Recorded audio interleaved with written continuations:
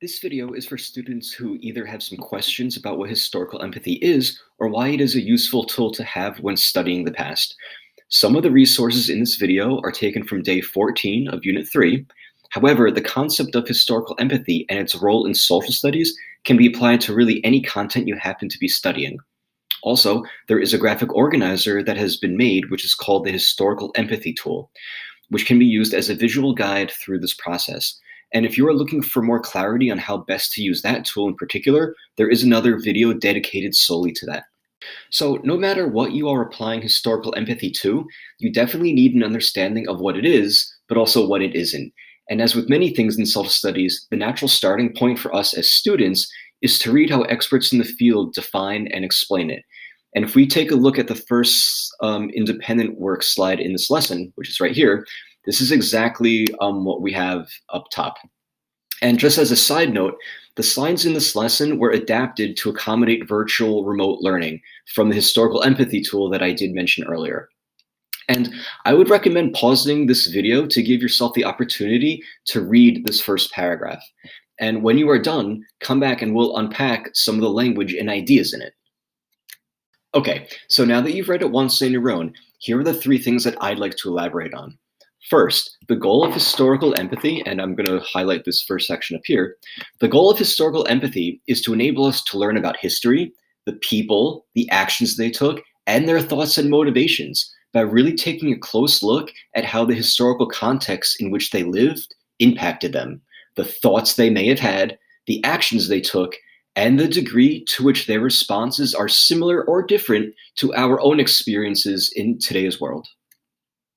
Second, and I'm going to draw our attention to the note down here at the bottom. After doing all this, you may not only walk away with deeper insight into these historical events and individuals, but also realize ways that the historical record, which we are using to learn about this period, might be limited because of bias, or you may come to realize that the record may be incomplete because other relevant perspectives might be missing altogether. And third, and let me draw your attention to this part of the definition. Being able to empathize with somebody does not mean that you agree with them, nor does it mean you feel bad for them. That's what sympathy is. And believe it or not, sympathy and empathy are not the same thing. When explaining this to my own students, I spend a lot of time reinforcing the idea that empathy is the ability of us to acknowledge the feelings of others. Just to say it again, it is not always sympathy, although sometimes it could be. So for instance, and you can do this along with me, when I explained this to my class, I did an online search for an image of a young person at a surprise party. And the one that we looked at had a young child surrounded by his classmates with a huge smile on his face, but his eyes were big as though he were just startled. And I led my students in a discussion about how we don't know who this young person is, but using the clues, we can build a context of what was going on, and then we can use all of this to identify and acknowledge the emotions he was feeling. Surprise, joy, excitement, and that's what empathy is. Being able to identify and acknowledge the feelings in others. Now, if I was to show them another image of a baby who was crying because she misplaced her favorite toy, we could also empathize with her feelings of loss and sadness. Also, since we may feel bad for her, or which is what pity is, we could also sympathize. But remember, empathy is acknowledging the feelings of others, whether positive, negative, or anywhere in between. Sympathy is strictly the emotion of sadness and or pity. Before moving on in this video, I would recommend you do the following. Pause it again and explain in your own words what you understand historical empathy to be, without looking too much at the given definition up here. And I would push you to go a bit farther and hypothesize why it might be an important skill for historians to have when they're trying to learn about the past. And when you are done writing yours, take a minute to compare it to the given one that you see above you and look for the components that may have been overlooked. Because honestly, being aware of these at this point in the process is going to make your work later on much easier. Now, you might be asking yourself, why is it important that we, as students of history, be able to empathize with people and groups who lived long ago? Not only does developing historical empathy allow us to be aware of the context in which they lived and see things from their perspective, but it also provides us insight into their thoughts and actions, which do allow us to get a fuller understanding of what we are studying. So, after going through this process for any given event, you may walk away saying, well, I might not agree with the actions that this person took, but given the time in which they lived, I do see their perspective, which added to my knowledge.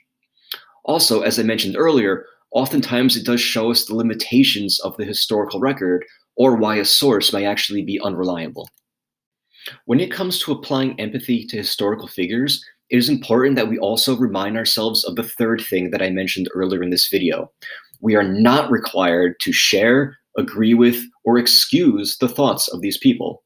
To expand on this point, I mentioned to my students the case of Congresswoman Jeanette Rankin, whose portrait you can see right here.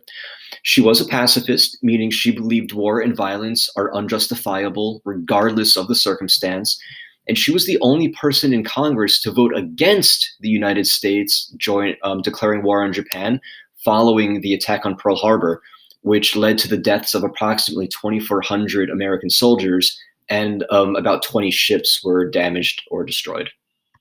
First, I asked my students to make a list of emotions or reactions Americans likely had following news of the attack. Then I asked them to do the same thing for Congresswoman Rankin, who devoted her life to nonviolent activism, women's rights, and pacifism.